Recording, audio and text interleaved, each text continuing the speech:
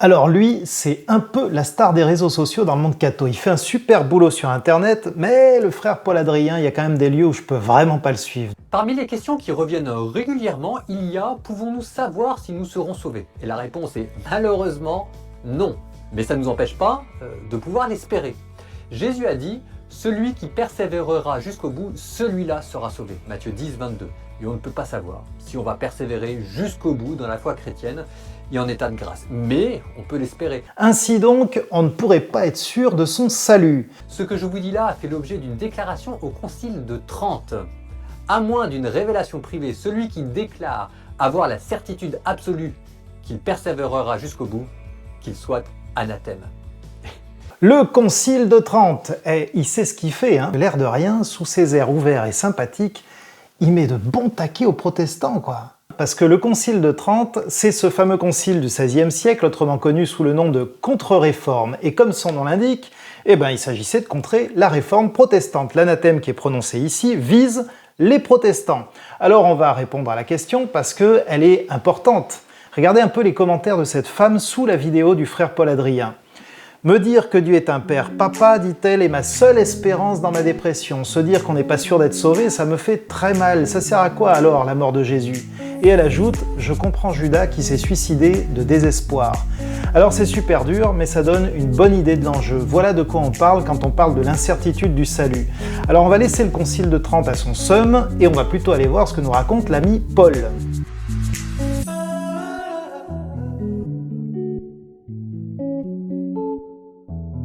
Dans sa lettre aux Éphésiens, au chapitre 1, Paul dit ceci: « Béni soit le Dieu et Père de notre Seigneur Jésus-Christ, qui nous a bénis de toute bénédiction spirituelle dans les lieux célestes, dans le Christ.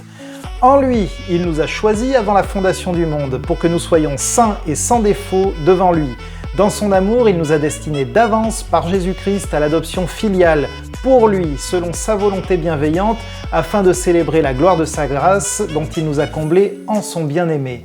En lui, nous avons la rédemption par son sang, le pardon des fautes selon la richesse de sa grâce qu'il nous a octroyé abondamment en toute sagesse et intelligence. Il nous a fait connaître le mystère de sa volonté, le projet bienveillant qu'il s'était proposé en lui pour le réaliser quand les temps seraient accomplis. Récapituler tout dans le Christ, ce qui est dans les cieux comme ce qui est sur la terre. En lui, nous avons aussi reçu notre part d'héritage, nous qui avons été destinés d'avance selon le projet de celui qui opère tout selon les décisions de sa volonté à célébrer sa gloire, nous qui d'avance avons mis notre espérance dans le Christ. En lui, vous aussi, après avoir entendu la parole de la vérité, la bonne nouvelle de votre salut, en lui, vous êtes venus à la foi et vous avez été scellés de l'Esprit Saint qui avait été promis et qui constitue les arts de notre héritage pour la rédemption de ce qu'il s'est acquis afin de célébrer sa gloire. En lui, en lui, en lui, en lui. Perso, ça m'a fait penser à ça. Moi, président de la République, je ne serai pas le chef de la majorité.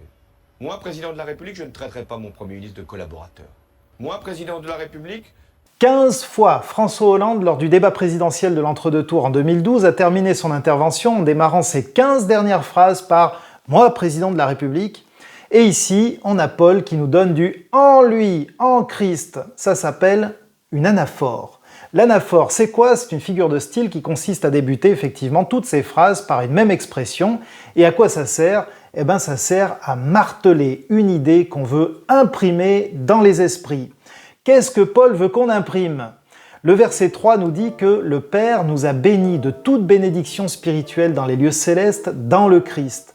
Paul veut qu'on imprime 3 choses qui sont en lien avec les 3 personnes de la Trinité.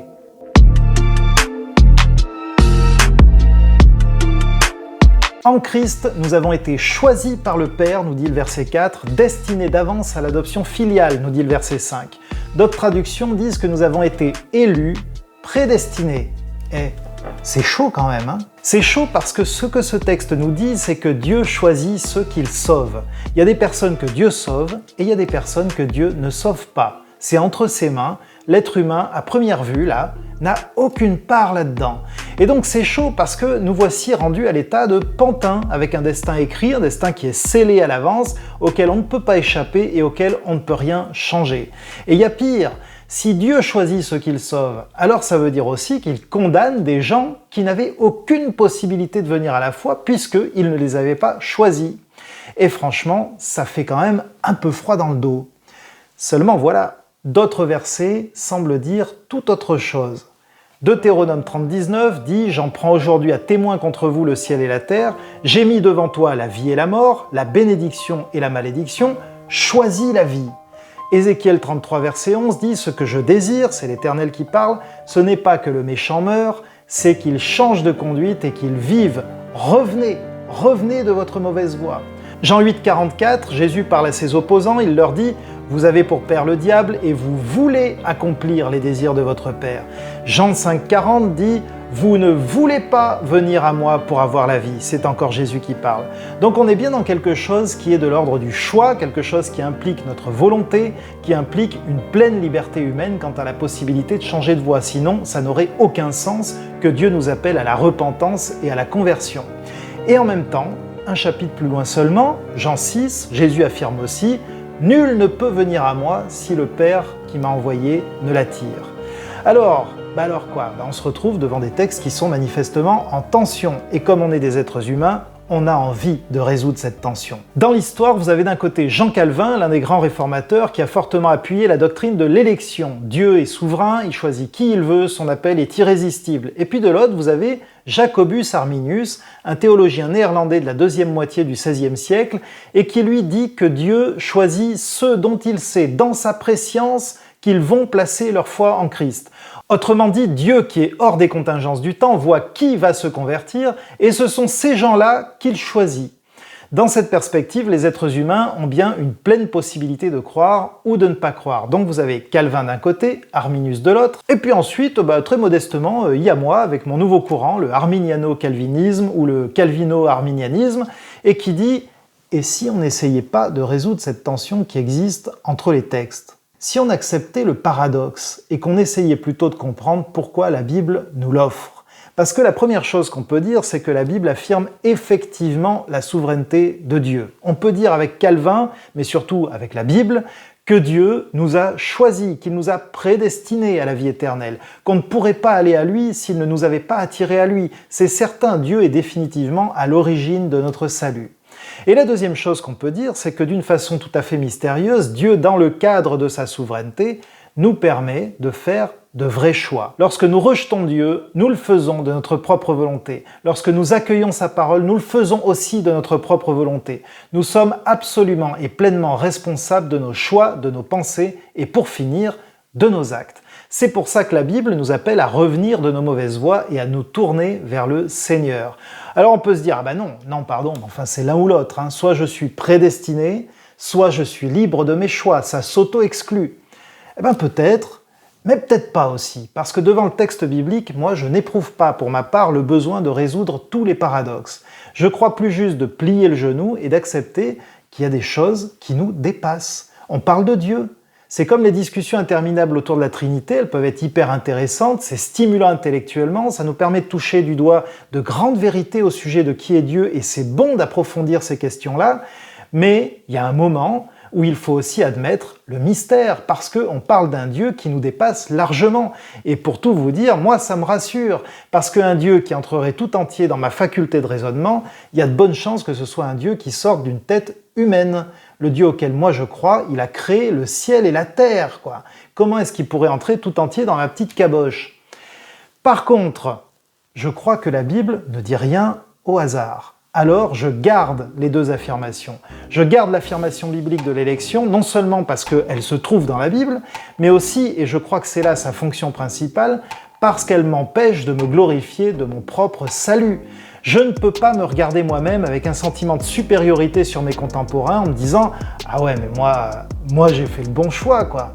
Moi je suis chrétien, s'ils étaient un peu moins niais, ils seraient pas là où ils en sont. » Je peux pas faire ça parce que je sais très bien que si Dieu n'était pas venu me chercher, je serais en ce moment dans les bas-fonds, à patauger dans les noirceurs de l'âme humaine et à m'y complaire comme un cochon dans son auge. Je ne peux tirer aucune gloire de mon salut. Je ne peux retirer que de la reconnaissance parce que c'est une grâce, c'est un cadeau et c'est aussi un mystère. Je suis le seul chrétien de ma famille d'origine. Mais je ne peux regarder personne de haut et tirer un quelconque orgueil de mon propre salut parce que je n'ai rien fait pour ça. Pour autant, je garde également la notion de pleine liberté humaine, non seulement parce qu'elle aussi, je la trouve dans la Bible, mais aussi parce qu'elle m'empêche de me déresponsabiliser. Oui, je suis pleinement responsable de mon péché, pleinement responsable lorsque, exposé à la lumière du Christ, je choisis de rester dans les ténèbres. Je n'ai aucune excuse, je ne peux pas me cacher derrière le fait que Dieu ne m'a pas donné la foi. C'est pas comme ça que ça se passe de ce côté-ci de l'expérience de foi. De ce côté-ci, je suis, moi, pleinement responsable de mes choix. Ce qui est une perversion de l'évangile, je crois, c'est quand on fait l'inverse, c'est-à-dire quand on utilise la notion d'élection pour se déresponsabiliser. C'est pas de ma faute, Dieu m'a pas donné la foi, il m'a pas choisi, voilà, c'est pas de ma faute. Ou qu'on utilise la notion de liberté pour se glorifier de son propre salut d'une manière ou d'une autre. Ah, moi j'ai quand même choisi Jésus, hein, je suis un peu plus malin que les autres. La Bible n'atteint jamais ces deux extrémités. Alors, pourquoi Dieu nous a choisis si ce n'est pas parce qu'on est un peu plus malin que les autres? Eh bien, c'est le verset 6 qui nous le dit, Dieu nous a choisis afin de célébrer la gloire de sa grâce dont il nous a comblés en son bien-aimé. Alors, je vous le traduis, la raison du choix de Dieu se trouve en lui, pas en nous. Dieu ne nous a pas choisis parce qu'on est plus beau ou plus intelligent, la raison de son choix se trouve en lui-même. Et sa motivation, c'est de nous amener à l'adoration quand on prend conscience de ce cadeau qu'il nous a fait en Jésus-Christ.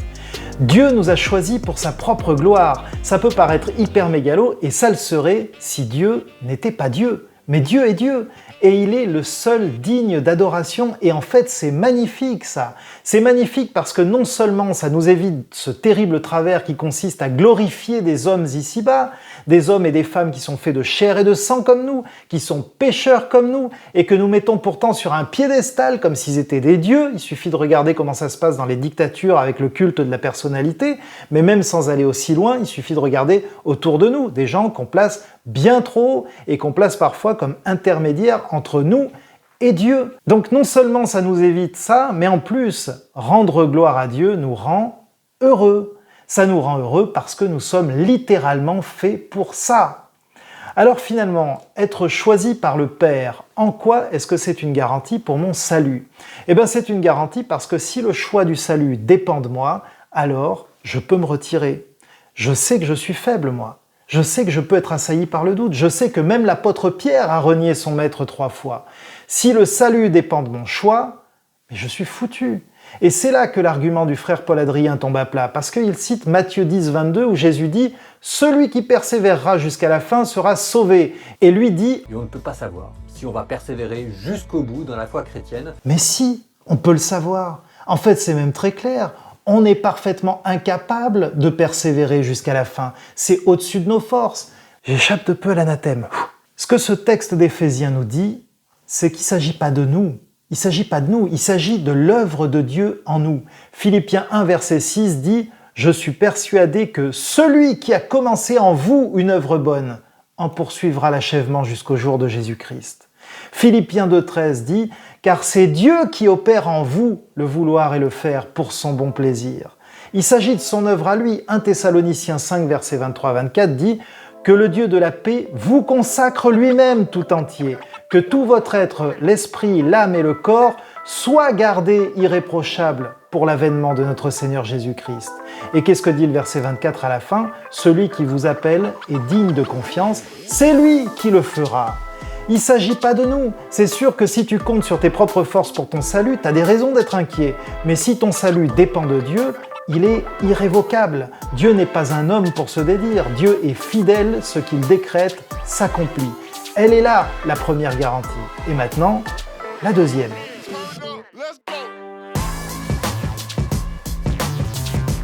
Le verset 7 nous parle de la rédemption par le sang du Christ et du pardon des fautes. Alors on va regarder ça de plus près. La rédemption, c'est quoi? C'est le fait d'avoir été libéré de l'esclavage par le paiement d'une rançon.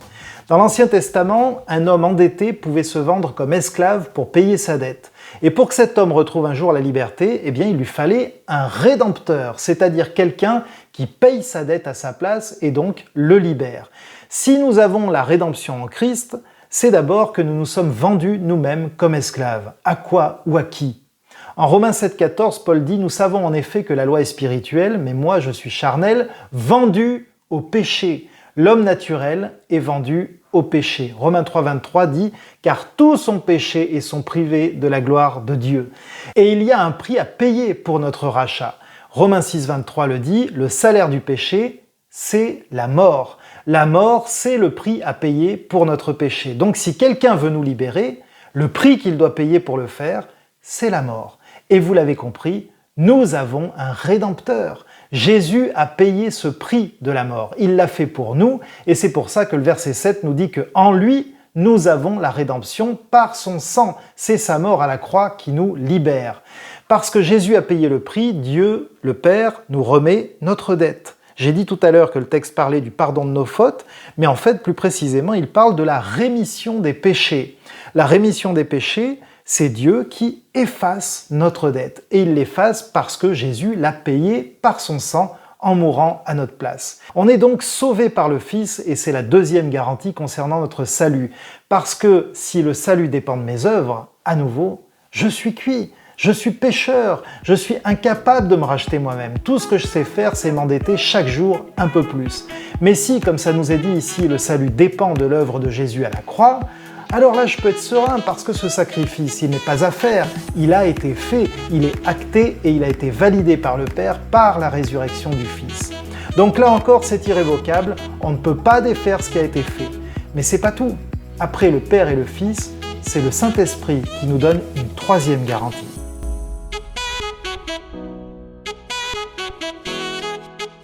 Regardez le verset 13. En lui, vous aussi, après avoir entendu la parole de la vérité, la bonne nouvelle de votre salut, en lui, vous êtes venus à la foi et vous avez été scellés de l'Esprit Saint qui avait été promis. Il y a une progression dans ce verset. D'abord, on entend la parole de la vérité. Ensuite, par cette parole, on vient à la foi. Et enfin, nous dit ce verset, nous sommes scellés de l'Esprit Saint. C'est quoi un sceau ? Un sceau, c'est un cachet d'authentification. Les rois avaient une bague qui leur servait de sceau. Quand ils rédigeaient une lettre, ils la mettaient sous enveloppe, ils faisaient couler de la cire sur la fermeture et ils écrasaient leur bague sur la cire de manière à laisser l'empreinte de leur sceau.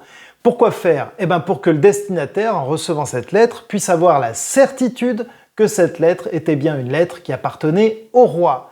Eh bien l'Esprit Saint nous a scellés en Jésus-Christ lorsque nous avons cru en lui, pour attester, pour authentifier que nous appartenons au Roi des rois, au Seigneur des seigneurs. Nous qui croyons en Jésus, nous avons un sceau posé sur nous. C'est un marquage spirituel. De ces marquages, on en voit quelques-uns dans la Bible. Par exemple, dans la Genèse, on voit Dieu marquer Caïn pour le protéger des peuples qui chercheraient à le tuer.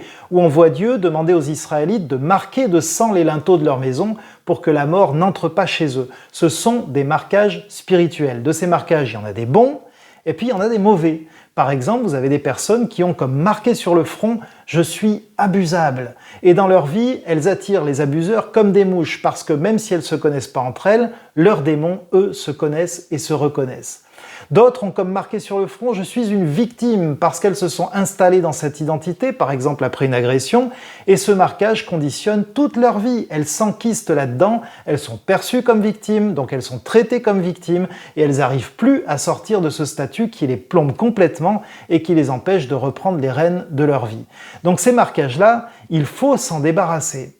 Et puis tout à l'inverse, il y a de bons marquages spirituels, et l'un d'entre eux, c'est le baptême, qui est la manifestation physique de notre foi. Le baptême, c'est un marquage spirituel qui dit « celui-là, celle-là, c'est mon enfant. Je l'ai adopté, il m'appartient, il a mon Fils pour Seigneur et mon Esprit Saint demeure en lui. » Et c'est important parce que les entités spirituelles mauvaises le voient ça, les démons le voient, ils le savent. Et c'est pour ça que l'après-baptême fait parfois l'objet d'une grande bataille spirituelle parce que ces entités savent qu'elles vous ont perdu, mais elles vont essayer de vous faire croire le contraire.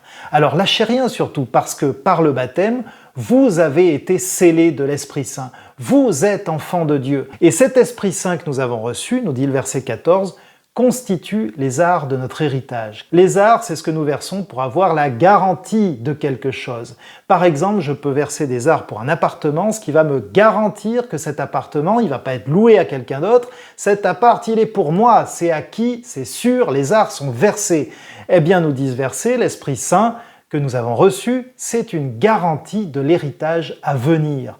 Quel est-il cet héritage ? Je vous la fais courte, Hébreux 1,14 et Tite 3,7 nous disent que nous héritons du salut et de la vie éternelle. Voilà ce qui nous attend. En Christ, nous sommes choisis par le Père. En Christ, nous sommes sauvés par le Fils. En Christ, nous sommes scellés de l'Esprit Saint. En Christ, le salut nous est acquis pour la simple et bonne raison que du début jusqu'à la fin, et où que porte notre regard, le salut ne dépend pas de nous, il dépend de Dieu lui-même. Notre salut, il est garanti parce qu'il trouve sa source en Dieu qui est fidèle et juste, et pas en nous qui sommes faibles et inconstants. Voilà pourquoi de ce début d'Éphésiens, j'aime l'anaphore. J'aime cette insistance de l'apôtre Paul qui fait que le soir, paisiblement, je dors. Oui, je dors, cher Paul Adrien, parce que je ne doute aucunement de mon sort. S'il était entre mes mains, je tremblerais du soir au matin. Mais il est dans les mains de celui qui sur la croix a dit « Tout est accompli ». Les amis, juste un petit mot pour vous dire merci, parce que cette chaîne vient de passer les 1000 abonnés cette semaine, et c'est grâce à vous, évidemment. Alors, j'en suis très reconnaissant, c'est super pour moi déjà, mais c'est surtout super pour le monde chrétien, parce qu'il est important que les chrétiens soient sur la toile.